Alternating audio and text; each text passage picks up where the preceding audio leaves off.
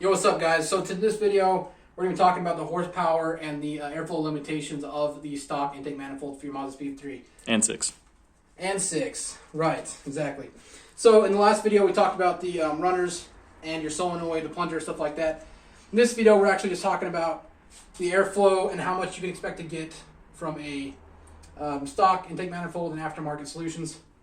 So we're going to go ahead and take a look at the runners. First thing I want to mention is a port and polish, which is going to be, you see these black lines here? So from the gasket, and you want to go out to those black lines. Right. Match it with the gasket. Right. And then that way you still have the seal, you don't have any vacuum leaks, but you can get a lot more airflow just by looking at this. There's quite a bit of material left that you can get rid of. And that would be a solution I'd recommend for somebody who's a DIYer who doesn't mind getting their hands dirty, such as this, and getting a Dremel into it and getting some more airflow, because the reason in the first place we're trying to look for an upgrade to this stock intake manifold is a flow imbalance issue that is caused by the curvature of cylinder 1, cylinder 4, which makes a flow imbalance cylinder 2, cylinder 3, but most importantly cylinder 3 imbalance, which can cause you to lean out, or rather does cause you to lean out more likely than not, and causes misfire issues, eventually maybe a hole in your piston if it gets serious.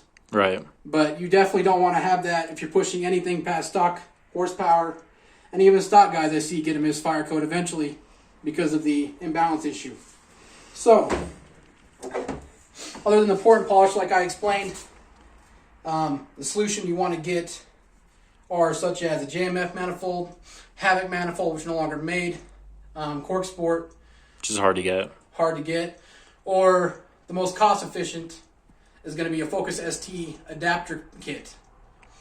And that's going to be around, what, $500-600? Yep. Which is way cheaper. It'll flow about 18-20% better than this thing as stock. A noticeable amount. Where a port and polish will almost flow as good as a Focus ST. But the port and polish, as far as price goes, is going to cost you the same as the JMF. If you have a shop do it. If you have a shop do it, which is about $900.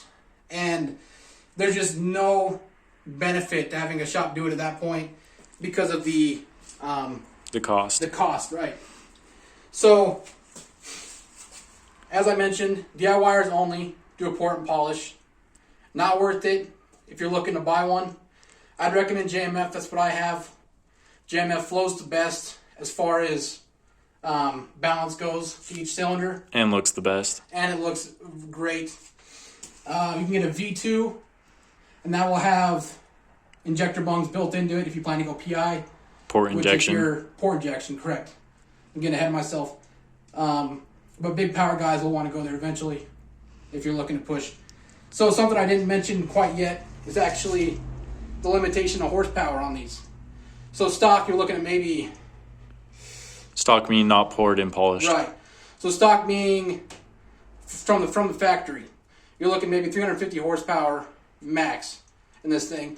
Port and polish, I've seen guys get maybe 480, 500 out of it, but it's not very efficient at that point, and you start running a little hot in cylinder 3 because you're pushing a lot of air in there that shouldn't be there because it's really stressing it out. So mid 400s, I'd say, where you want to stay.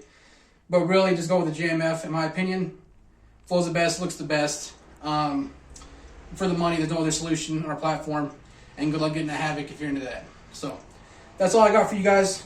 I'll be back for the next one. We'll be talking about one of the other 20 things on this engine that we got to go over. So, if you're interested in that, come back for more. Subscribe. Thanks, guys. See ya.